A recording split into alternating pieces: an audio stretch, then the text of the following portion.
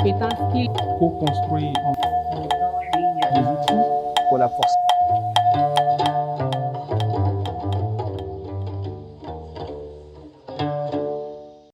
Bonjour chers tous, je m'appelle Désir Camille Tobi, je suis le président de Boost Labs ONG, une communauté d'acteurs du numérique basée à Ouidah. J'interviens sur cette vidéo dans le cadre du projet de présentation d'un panel du projet Arterium en lien avec l'art, le territoire et le numérique, l'ingénierie culturelle, le territoire et le numérique au Bénin. C'est dans ce cadre que nous réalisons cette vidéo pour parler du lien qu'il y a désormais entre l'art et les territoires et les communes et l'impact aujourd'hui que le numérique a sur les ingénieries culturelles. Alors, je crois que cette vidéo s'adresse beaucoup plus à des passionnés de culture, à des entrepreneurs, à des administrateurs culturels et surtout à des étudiants de l'Institut national des métiers, des arts et d'archéologie et de culture INMAC. Alors, nous parlons aujourd'hui d'ingénierie culturelle et cette ingénierie culturelle, il faut voir comment la mettre au service de nos territoires, au service de notre patrimoine, au service de nos reliques.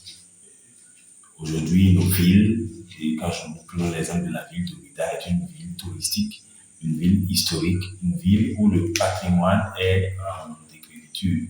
Et donc, aujourd'hui, nous pensons que l'ingénierie culturelle peut s'appuyer sur ces problèmes, sur ces défis auxquels sont confrontés la sauvegarde du patrimoine pour quand même initier un certain nombre de projets qui pourront apporter des solutions aux communes et adresser directement les questions du patrimoine et au même moment régler des soucis qui se posent au niveau des communes.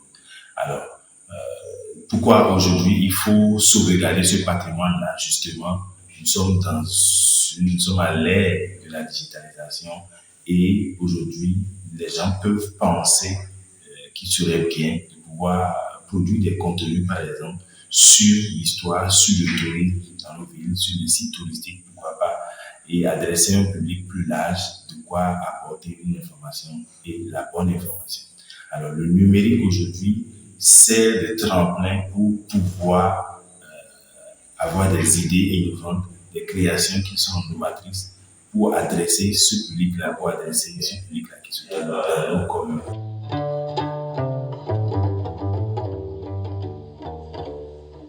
Chers amis, ces défis liés à la sauvegarde du patrimoine matériel ou immatériel, liés à la sauvegarde de l'histoire, à la sauvegarde de notre culture, que ce soit le côté culturel comme le côté culturel, le vaudou.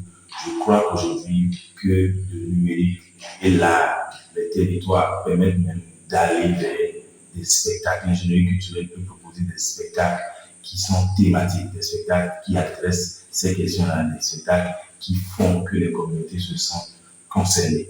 Nous avons l'exemple de Ouidah, c'est une ville touristique, je le dis, mais est-ce que le public, les touristes qui viennent dans la ville ont assez de contenu sur Ouidah?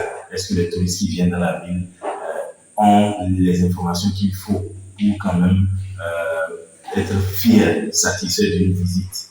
Je crois que l'ingénierie culturelle peut proposer des contenus en lien avec l'histoire, en lien avec le patrimoine, en lien avec les arts du spectacle et pouvoir le faire dans des villes pour des communautés et pour des cibles locales comme étrangères, de façon à ce que le numérique puisse les aider à les rendre un peu plus visibles. Aujourd'hui, tout se digitalise et que vous soyez étudiant, que vous soyez administrateur culturel, que vous soyez promoteur culturel, vous avez besoin d'avoir ces compétences-là dans le numérique, d'avoir des compétences en community management, d'avoir des compétences ou une équipe qui sait comment adresser les questions de communication digitale, de marketing digital, de création de sites internet, d'animation de sites internet, de quoi permettre à une ingénierie culturelle innovatrice de pouvoir s'adapter aux défis du moment. Et ces défis, Au nom de ces défis, nous avons le digital, nous avons le numérique. Ce que je recommanderais serait que, comme l'exemple de Bush Labs, qu'il y ait des initiatives dans les communautés qui adressent la culture, qu'il y ait des initiatives qui adressent les arts visuels, la musique, le spectacle, le théâtre, le cinéma, les jeux vidéo, pourquoi pas la télé. Je crois que s'il y a des initiatives comme ça dans les communes, les jeunes pourraient adresser un public qui comprend l'importance de la sauvegarde de leur patrimoine, qui comprend que les ingénieries, que les industries culturelles aujourd'hui s'adaptent à leurs besoins, s'adaptent aux besoins des populations. C'est dire que les industries culturelles créatives doivent être vulgarisées, que nous parlions de création, que nous parlons de promotion et d'innovation, et que nous allons vraiment parler d'écosystème. Aujourd'hui, on ne peut pas faire sans le numérique. On ne peut pas faire sans le numérique. Et l'acteur culturel doit pouvoir se saisir des enjeux du numérique pour avancer. L'acteur culturel doit pouvoir se servir du numérique pour innover. L'acteur culturel doit comprendre qu'en étant en réseau, on peut mieux innover. Je crois que ces industries culturelles créatives dans les domaines des arts visuels, dans les domaines de la musique, du spectacle vivant, du cinéma, de la télé, de la radio, de la vidéo, de la presse, même de la publicité, aujourd'hui s'imposent à nous. Les gens peuvent entreprendre dans ces domaines et pouvoir adresser les communautés. Les gens peuvent entreprendre dans ces domaines et pouvoir renforcer le travail que fait les conseils communaux. Les gens peuvent entreprendre dans ces domaines et se positionner sur des thématiques liées à la citoyenneté, liées aux ODD, liées au développement genre, liées à la promotion de la bonne gouvernance. Voilà les aspects qui intéressent aujourd'hui les communautés et les pouvoirs publics. Se positionner aujourd'hui avec son projet culturel, son projet d'entreprise culturelle dans un territoire donné, il faut pouvoir adresser les populations de ce territoire-là et voir comment les aider à résoudre les problèmes auxquels ils sont confrontés,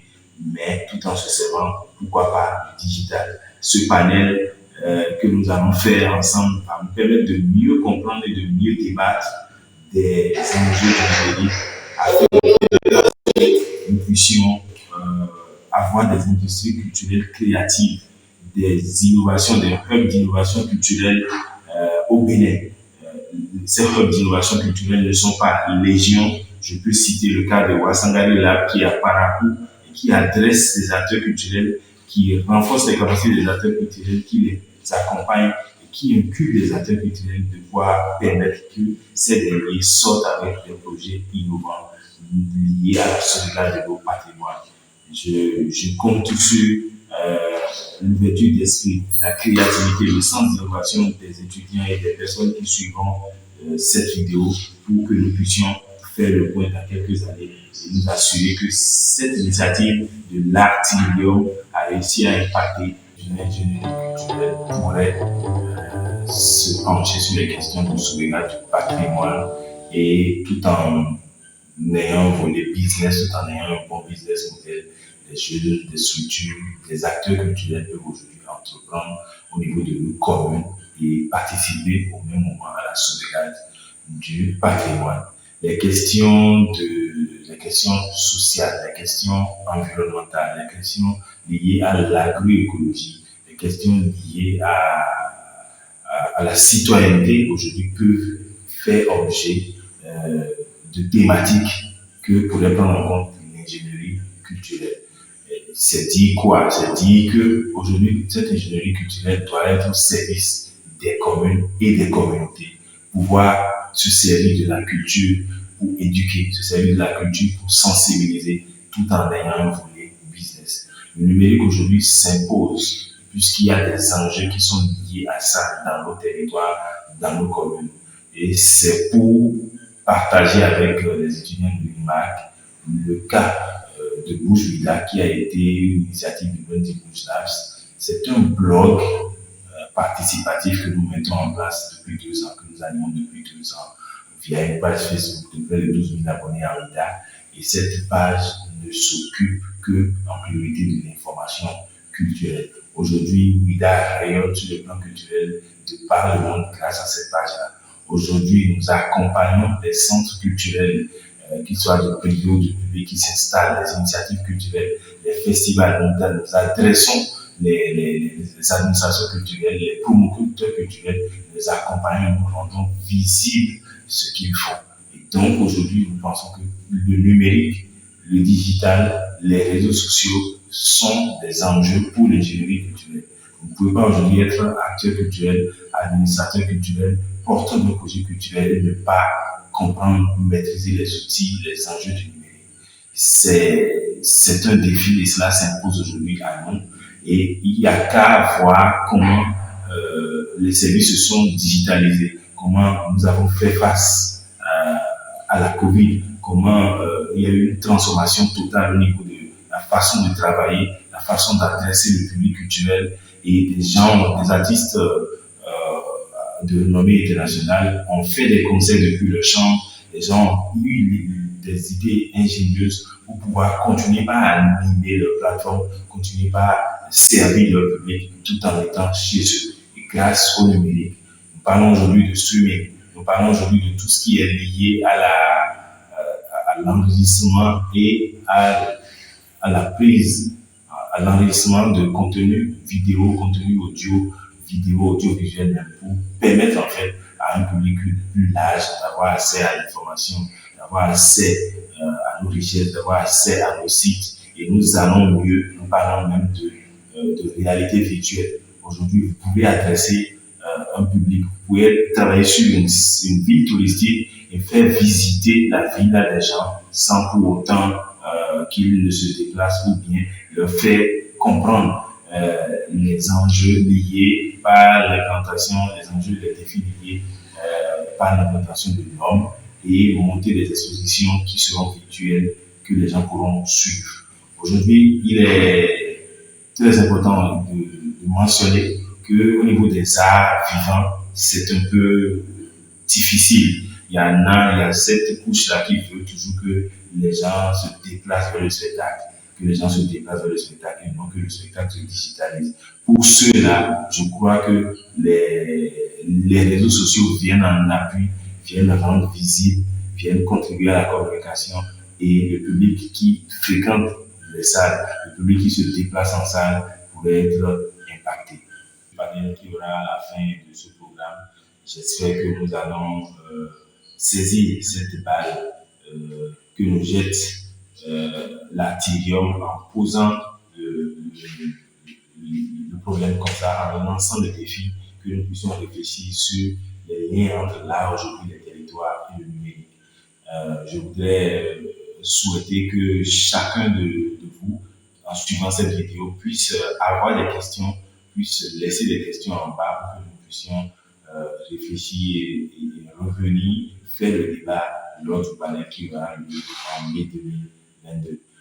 Je crois que nous allons garder l'espoir que beaucoup de jeunes, beaucoup d'étudiants de l'IMAC, que beaucoup d'acteurs culturels, que beaucoup de promoteurs culturels, beaucoup d'administrateurs culturels verront aujourd'hui comment associer le numérique, et la promotion des arts du spectacle numérique, la promotion de la musique numérique et promotion de la culture dans nos territoires. Le cas de Ouida, avec toutes ces animations culturelles, avec tous ces festivals qui s'enchaînent dans le mois de janvier autour de la célébration de la fête du Vaudou, à la Pâques, autour du Gangan, et pendant les vacances, les grandes vacances, autour d'un certain nombre de thématiques qui adressent la sauvegarde du patrimoine, qui adressent la culture. C'est le fait que la ville de Ouida est en perpétuel mouvement. Et nous avons une initiative, nous avons Bouge Ouida qui est là pour accompagner, nous avons Bouge Ouida qui est là et qui désormais impacte positivement, qui amène les gens à aller vers les théâtres de Verdun, qui amène les gens à aller vers les salles, à aller vers les centres culturels pour pouvoir se ressourcer.